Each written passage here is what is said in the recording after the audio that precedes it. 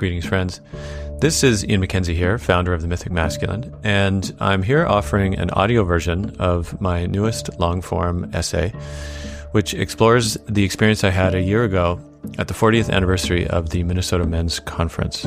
Now, this conference was started by Robert Bly a number of decades ago, and for me, it was really about a pilgrimage to the mythic soil in the lineage that has claimed me. Whether you're a new listener or you've been a fan for some time, I would so love for you to feel invited to become a paid Substack supporter, which really helps me in continuing to produce episodes like this, as well as my long-form conversations with many special guests. And so, enjoy this essay. Where the Wild Men Are. Reflections on 40 years of the Minnesota Men's Conference and the ripples of Robert Bly. When I got the announcement in my inbox that 2024 would be the 40th anniversary of the Minnesota Men's Conference, I immediately knew I had to attend.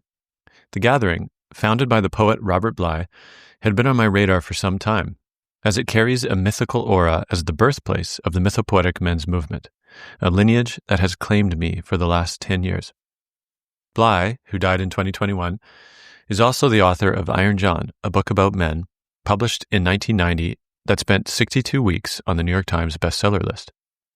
That book, alongside King, Warrior, Magician, Lover by Douglas Gillette and Robert Moore, serve as the core texts of the mythopoetic lineage and has influenced two generations of men, mostly in North America, Australia, and Western Europe. When the 40th anniversary arrived, I reached out to the organizers and offered to cover the gathering as a commemoration of this milestone, as well reportage from my own perspective on the history of the movement as well as its future. From the official announcement, quote, "The conferences were built around the notion that the souls of men were atrophying in a culture that was essentially in the process of colonizing its own people and of de-animating the living world. As an antidote to a culture of emptiness, of shallowness, and of disconnection from the web of being, men came together to work with mythic story, with images, and with poetry. We placed ourselves into the mythic, into stories that contain traces of old pathways to becoming a fully developed human being. The work has continued for 40 years. At this conference, we will look at what has been done, where we have failed, where there have been sweet deepenings, and where the trail may lead." End quote. Before the gathering, I recorded an interview with organizers Walton Stanley and Ben Dennis. You can listen to that on my Substack as well. Then, in early October, I boarded a plane from Victoria, Canada, and headed to Minneapolis. As arranged, I'm picked up from the airport by Jonathan Stensland in his truck. Stensland is in his 50s, affable and unassuming, thoughtful and disarmingly poetic. I learned that in his 20s, he was a longtime collaborator and friend of Robert Bly, and intimately involved with his poetry and writing process. Quote, "Robert would always come to me with whatever poems he'd been working on that moment, even if it was in my tool belt working on the property. He'd hit me with 3 or 4 or 5 poems, and I would come right back to him. We were communicating in the essence of the poem itself, working it towards manifesting closer and closer to regular old, here it is. That poem could put its elbows on the table, lean in and look at you, and that's how immediate he liked to make his poems." End quote. Jonathan also had a direct hand in the crafting of Iron John, including typing and editing early drafts of the book. Quote, "It was a little bit more than a typist role. Robert would meet me with the pages that he had handwritten, and then I would take those pages, and then he would meet me with the ones I had just given him the last time we met and have cut out a paragraph that he liked. So it was really truly cut and paste kind of scenario, but with actual tape." End quote. I love hearing his stories, but our ride is over and he drops me at my accommodation for the night. It's an impressive home offered by one of the longtime attendees of the conference. In the morning, he returns to pick me up. I'm scarcely settled in my seat before he asks, "We have some time before the event begins. Do you want to see Robert's grave?" I'm struck. Turns out, Lakewood Cemetery is on the way. Robert Bly is a mythic figure, as if a character in a film or book. Clearly, he was also an ecstatic, towering genius. Yet I know from tales of others, including Stephen Jenkinson and Martin Shaw, that he was also a complex figure. That it was possible to simply visit his physical gravestone felt wondrous. Of course, I had to go. Jonathan drove us through the traffic, regaling me with further anecdotes about the early days of the Minnesota gathering and the impact that Iron John had. What was initially a close-knit group of men suddenly had to deal with national exposure and an influx of men eager to discover what the mythopoetic had to offer. As always, there was something gained and something lost of a certain kind of intimacy. We arrive at Lakewood Cemetery. It's a sprawling place, and it's been some time since Jonathan's last visit, so he's not immediately clear where to go. We visit the front desk, housed in an elegant modern building, and the clerk gives us a printed map and marks where to find Mr. Bly. We head out and drive down the lane to the appropriate row.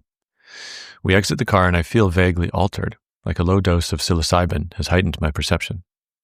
The great dark stone comes into view. Jonathan holds back, offers me space to connect to my own, intuitively recognizing the significance for me. I approach, my feet on holy ground. Robert Elwood Bly is etched on the stone. Below that, his birth and death date. Underneath, his wife's name, Ruth Counsell Bly, awaits for when it's her time to join her husband in the soil. A spirograph design takes up the upper half of the stone, and I learn later it's a symbol of Sufism, a path that claimed Bly in his later years. Along the top of the stone are the words, "What we have loved is with us ever, ever, ever," which come from a poem published in his book, Loving a Woman in Two Worlds. Quote, "What we have loved is with us ever, ever, ever. So you are with me far into the past, the oats of Egypt. I was a black hen. You were a grain of wheat. I insisted on before I agreed to be born." End quote. I sit in silence for a time, taking in the scene. It's a lovely fall morning. The low hum of traffic can be heard in the background, but also the fluttering of leaves. I speak words of gratitude to Mr. Bly for the trail he blazed before me and for the mythopoetic lineage that has inspired me. I say that I've come here to this conference to discover the roots and that whatever I receive, I'll do my best to carry it forward. Jonathan joins me when I step back and offers to snap a picture. Now complete, we depart the cemetery and head for the conference. YMCA Camp St. Croix is perched on the banks of the St. Croix River and would be our home for the next 6 days. The Minnesota Men's Conference will host about 80 men, fairly typical these days, though previous gatherings have ranged up to 120 during the Iron John heyday. The setting resembles what I imagine most classic American summer camps to look like. There are numerous log cabins scattered throughout the property, as well as a basketball court, a large mess hall where meals will be served, and a formidable lodge that will be the main assembling place for the men. By mid-afternoon, folks begin arriving. We choose our dorm beds, engage in light conversation, anticipating what's to come. A number of the men know each other, some having attended the conference for a decade or more, and it's good to feel the camaraderie of old friends reuniting. That night, an opening ritual is orchestrated by musician and facilitator Miguel Rivera. Strips of colored cloth are tied and hung to create a threshold and barrier of protection between the world out there and the work that will be done in the lodge. There are prayers and pleas invoked, and each man is invited to cross the threshold. Once in the lodge, the men are seated in chairs, and a blaze roars impressively in the massive stone fireplace. The main facilitators, Walton Stanley, Ben Dennis, Timothy Young, and Miguel, welcome us with poetry, drumming, and song. I notice a contrast to most men's events I've attended. This one contains a lot more silver hair. I realize this is one of the main reasons I've come, to be amongst men with more tree rings in their souls, who have been steeped in this mythopoetic way for decades. I want to see what my future might look like. As is tradition, there is always storytelling at the gathering. In honor of the 40th anniversary, they announced the first story will be Iron John. Initially, I felt a little disappointed, having taught the book on multiple occasions as well as sharing the story myself at our men's weekends. A fresh story felt more exciting, but then I quickly realized how perfect it would be to hear Iron John in this setting, on this mythic ground. The tale, originally gathered from the Brothers Grimm's collection, was resuscitated by Robert Bly through his book, as he saw it as a men's initiation story from adolescence to adulthood. The opening scenes in brief. Once upon a time, there is a castle and a king and a dark forest and a mysterious presence in the woods. After numerous hunters disappear in the forest, a young huntsman arrives to take on the task and heads into the dark with his dog and discovers a wild man at the bottom of a pond. He returns with more men to bucket out the pond, bind and chain the wild man, and throw him in a cage in the castle courtyard. Eventually, a young prince loses his golden ball to the wild man, who lets him out with the key that is under the queen's pillow. Fearing punishment, the boy asks to be taken upon the wild man's shoulder, and they leave the castle and return to the dark woods. If you'd like to hear the full story of Iron John, check out my Substack, and I link to the telling from the conference. After hearing the story, it's customary to feed the story by harvesting how each of us was stirred by an image or feeling we experienced. In this way, the story begins to have its way with us. It comes alive, stretches its wingspan, and appears among us anew with each telling. That evening, I attempt to fall asleep in my dorm. Unfortunately, the snoring was far too invasive. I'm a light sleeper, even with earplugs, and so I dragged my sleeping mat into the field outside. The weather was warm for early fall, and it was a clear night. I found myself resting beneath a great oak, the wind rustling the leaves and the tapestry of stars overhead. I felt like the young prince, carried off by the wild man to the woods, finding a bed of moss to rest as he wonders what the mysterious future will hold. Each day unfolded, the sessions blending into another. The facilitators opened by delivering a raft of poems, mostly given without context, no explanations needed. True to Bly's influence, poetry was so much a part of this gathering, not as adornment, but the lifeblood to the culture. Ritualist musician and longtime attendee Miguel would often invite the men into song, raising our voices together, a rare experience for most men in the dominant culture of North America. But the potency of men singing together is stirring, primal, and undeniable. Quote, I first saw Robert Bly in 1989 when he and Michael Meade led a day for men in Los Angeles at the height of the Iron John mania, end quote. I learned from Miguel when I sit down to interview him. Quote, a few years later, out of the blue, the phone rang. Hello, this is Robert Bly. I'm inviting you to the Great Mother Conference, an early conference started by Bly, to teach drumming. That invitation carried me into a community I've been part of since, end quote. On the power of the book Iron John, Miguel says, quote, what Robert did with the book in particular was open up a way for us to be connected to archetypal energy. Everyone was searching for that connection, which didn't really exist anymore. Robert was filling a void, one that our religious and cultural institutions no longer fulfilled, or only did with conditions. He reminded men that there was another way to belong, one that touched the soul, rather than just the role society handed out, end quote. You're also welcome to listen to my full interview with Miguel Rivera, which is embedded in this essay on my Substack. The special guest at this year's conference is Robert Bringhurst, esteemed Canadian poet, typographer, and author. He has translated substantial works from Haida and Navajo alongside his own impressive body of work. He offers a few keynote sessions, including a long creation myth from the Navajo that remains true to the indigenous vernacular, where every sentence is finished with, they say, delivered in Mr. Bringhurst's deep and intoning voice. He confesses it's his first experience at a men's gathering, and while unfamiliar, he's enjoying himself. The men welcome him in his substantial years with reverence and respect. On one of the early afternoons, the men are harnessed by Miguel to construct a sweat lodge, a tradition that would be offered for multiple nights throughout the conference. Having sat for years in sweats, I've come to appreciate the medicine of this ceremony. As Miguel says, quote, the healing energy in community is multiplied. What might take years in a therapist's office can happen in a few hours when people are cracked open together. Ceremony gave us a way to turn pain into belonging, to remember that we are not alone, end quote. Back in the main lodge, a table has begun collecting various artifacts, such as books and flyers from previous iterations of the Minnesota Conference. I find that some feature speakers as Robert Bly, Melodoma Somé, Michael Meade, Martine Prachtel, Robert Moore, and many others. For me, it's like seeing a hockey roster of the great stars all assembled at the same time, and I'm envious. I can't help but wonder, was that the golden age of the mythopoetic men's movement? Will any great teachers rise again? Or have we, in fact, collectively moved beyond the need for great teachers? Yet, I shift the metaphor and consider instead these men as great trees, who some of them now fallen have become soil for the generations like me to come.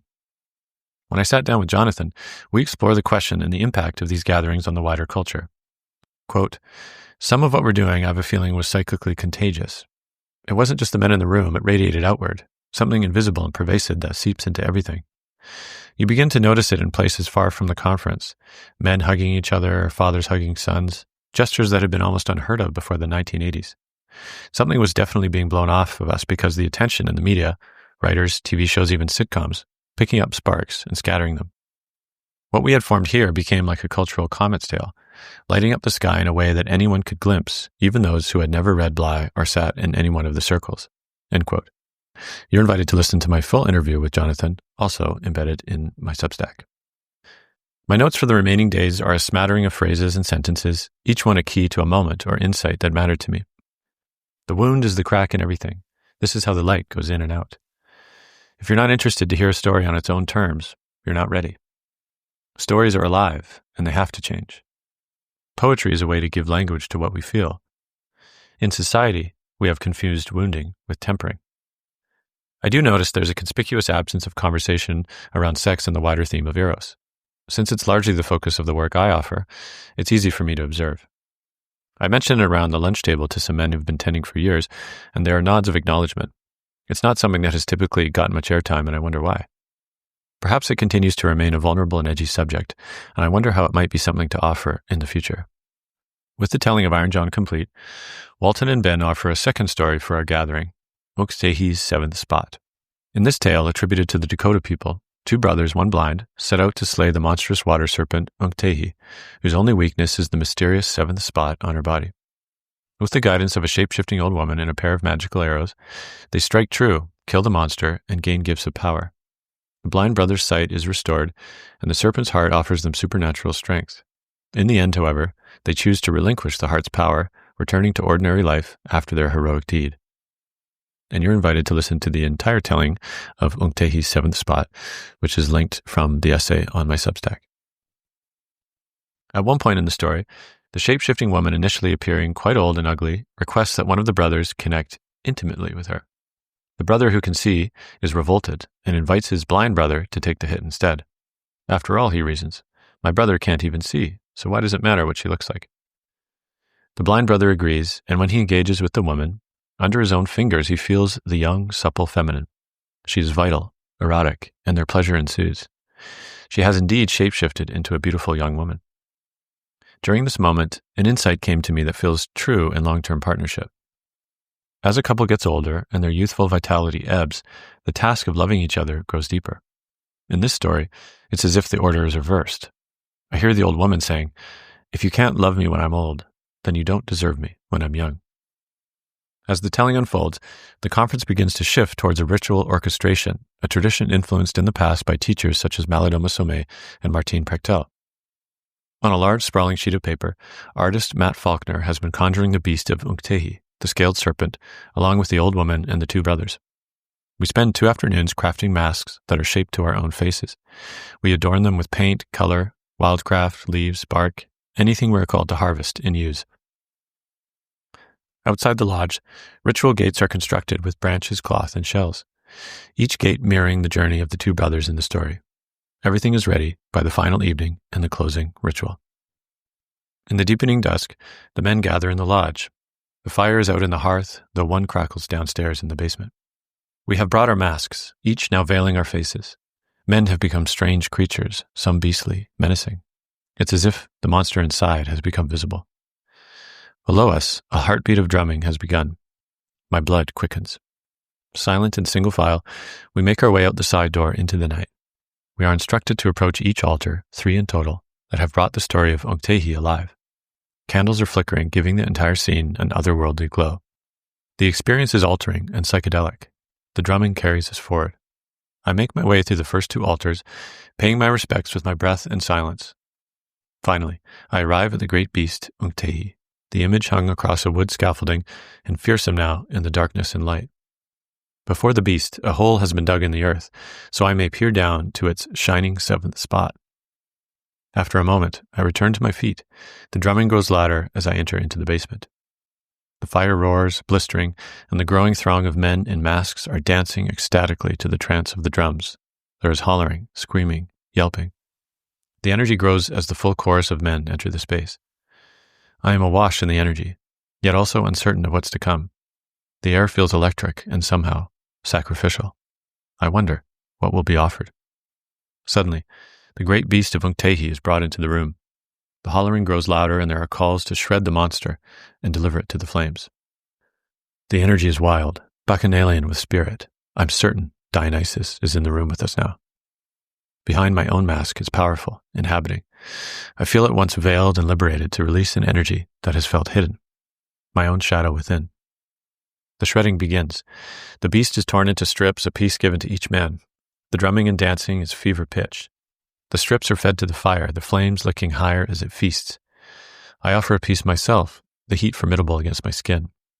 A voice calls out, if we wish to offer our own masks to the flames, now is the time. The monsters assemble and begin unmasking, revealing the men beneath. I feel called to do the same. I place both hands to each side of my mask and remove it from my skin. The mask carries some kind of energy with it. I offer it to the fire and the heat surges hungrily. The drumming and dancing continue for eternity. Later, once the men have dissolved and I'm again resting in the field under the stars, I reflect on the ritual. Something about the nature of the beast that lives in myth and also in men. It's just true that most physical violence is committed by men on women, children, and other men. My colleague Matt Sturm says all men must come into right relationship with the energies of sex and violence. Primal drives, he calls them. If we don't steward men in the right way, these energies will emerge regardless and create havoc, mayhem, and bloodshed. There is an alchemy to the power of myth and ritual to bring forth the beast within and offer the appropriate sacrifice, lest we sacrifice our humanity. That night, I dream of Robert Bly. He appears on the pathway towards the men's lodge, dressed in finery that was his style. He looks to be in his 70s, a time when he was still an active force of nature, eyes shining with his shock of white hair. He smiles, touches his forehead in a gentle salute, then turns and walks away from the lodge, as if to bless the men gathering. The vision touched me. The final day the men gather once again, this time in the sunshine. The question of what now is in the air, especially as many of the older men stewarding the conference have crossed into their 60s and 70s. I see this as a reoccurring theme for any organization or community. The charismatic founders that kick off the whole thing sustain a momentum that needs to survive the transition of leadership to the next generation. Many don't survive this transition. This relies on the delicate balance of holding on to the traditions that make up the heart and soul while relinquishing the elements that may no longer be relevant or effective. Archetypally speaking, this is the balance between the energies of the puer, youth, and the senex, elder. James Hillman says this dynamic is not to be resolved, but continually held in dialogue. For the youngers present at the gathering, mostly men like me in their 30s and 40s, it remains to be seen what the future will bring, and whether the Minnesota Men's Conference will successfully thrive, reimagined for men in the coming generations. Jonathan, who began his own journey with the conference as a younger, tells me, after 40 years, the question is whether what we've done in the wilderness can now take root in the wider culture, without grandiosity, but as a way of welcoming men home to earth, to belonging.